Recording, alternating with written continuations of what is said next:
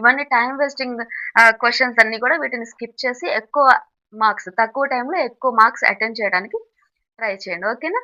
CSIR and my husband told me every time you told me you telling to aspirants ఓకేనా? ఓకేనా? Don't say like that. But again I'm telling okay now, okay. Okay. Please bear me in that case.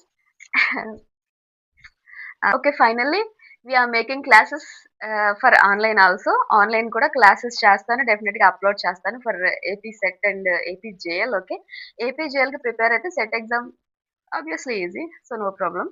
But CSR కి time పడుతుంది. CSR కి SET exam కి ఉన్న difference ఏంటో తెలుసా? CSR కి సంబంధించి మీరు ఎట్లా చదువుతారని అంటే, ఫర్ ఎగ్జాంపుల్ మీకు ఒక విలేజ్ ఇచ్చారు లేదా ఒక ఊరు ఇచ్చారు. ఓకేనా? ఆ బస్ స్టాండ్ స్టార్టింగ్ నుంచి ఎండింగ్ వరకు మొత్తం ఊర్లో ఎన్ని ఇల్లులు ఉన్నాయి, ఎంతమంది చదువుకునే వాళ్ళు ఉన్నారు, ఎంతమంది ఇల్లిటరేట్స్ ఉన్నారు, ఎంతమంది పిల్లలు ఉన్నారు, ఎన్ని ఇల్లులు ఉన్నాయి, ఇట్లా అది మొత్తం మీరు సర్వే డీప్ గా సర్వే చేస్తున్నారు.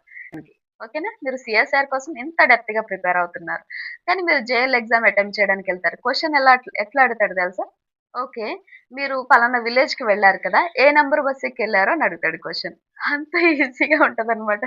సో ఏపీ సెట్ కి జేఎల్ కి ఇంత మినిమం బేసిక్ క్వశ్చన్స్ అడిగినా ఎందుకు ఆన్సర్ చేయలేం? అందుకే మీరు ఆన్సర్ చేయాలని అంటే ఎన్సీఆర్టీ టెక్స్ట్ బుక్స్ దగ్గర పెట్టుకొని intermediate first year second year బాగా చదవండి. ఓకేనా? సిఎస్ఐ లెవెల్లో బాగా డెప్త్ చదవక్కర్లేదు, బట్ మీరు బేసిక్స్ అన్ని బాగా చదవగలిగితే చాలు అనమాట. Okay, offline students they are so eager, they will come by 5 o'clock and so before that I'm getting ready for the class. నాకెందుకో వీడియో చేయాలనిపించింది, సో చేశాను. డెఫినెట్ గా ఆఫ్లైన్ అయిపోగానే మళ్ళీ ఆన్లైన్ కూడా మీకు వీడియో చేసి పెడతాను. ఓకేనా? No worries. ఎందుకంటే పిల్లలకి హాలిడేస్, అన్ని వర్క్స్ కంప్లీట్ చేసుకొని ఫ్రీగా ఉన్నాను. Definitely I will make a video. Okay, all the best.